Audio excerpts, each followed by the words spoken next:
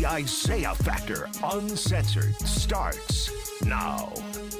And welcome to The Factor Uncensored. Zakiya Duncan, the Cyprus mother of 9 children, accused of abusing her teenage twins, has been sentenced to 45 years in prison. The Factor brought you this story back in 2022. The twins say they lived in a house of horrors and were starved, handcuffed to a dolly, and even forced to drink bleach before finally escaping their mother's abuse. That's in addition to urinating where and also using the restroom wherever they could find and going an unknown amount of days or weeks without bathing. The girl even wore a plastic bag in place of clothes, according to prosecutors, when she went for help.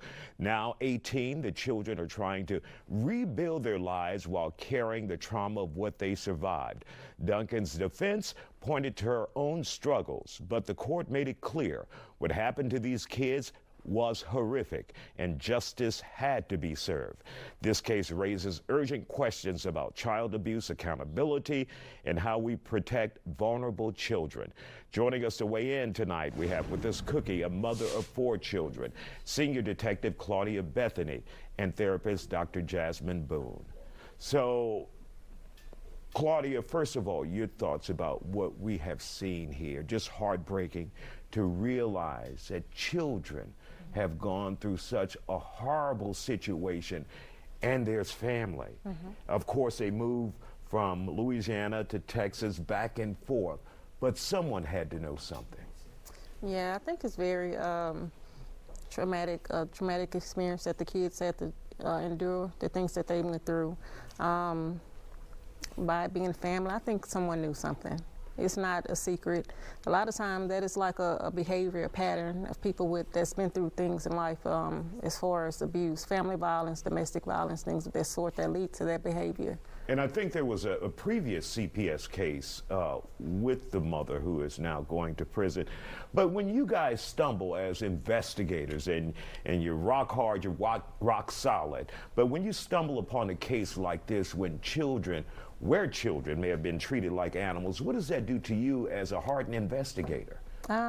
We get emotional about things, but we have to do our job. Our job is to investigate and to apprehend the offender and collect all the facts to make sure that child's well-being is at its best. All right. Make sure they're well protected. Cookie, as a mother, seeing something like this. It's disgusting. I was a young mother.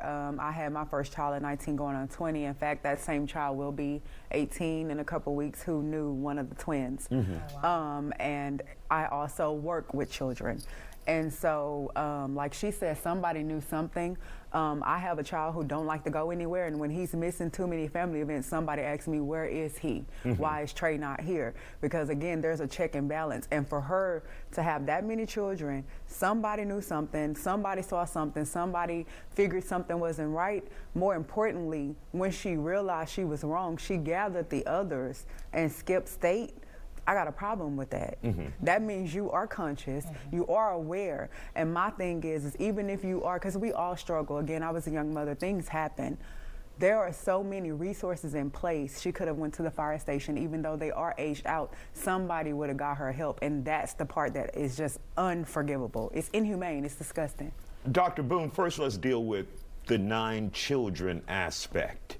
Obviously, that's a personal choice, but if you're alone, single mother, should you continue on to 9?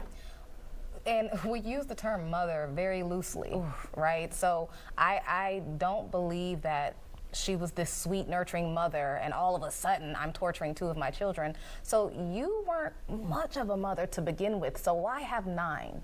Why not stop at 2? Why not say like, ooh, 3 is too much for me? But there is this, and this is when we get to the deep pathology of it, there is this self-absorbed, I don't care how this impacts others. This is what I'm doing. You know, whether it's a mistake or whatever the case is, there is a lack of concern and consideration of how that will impact my offspring.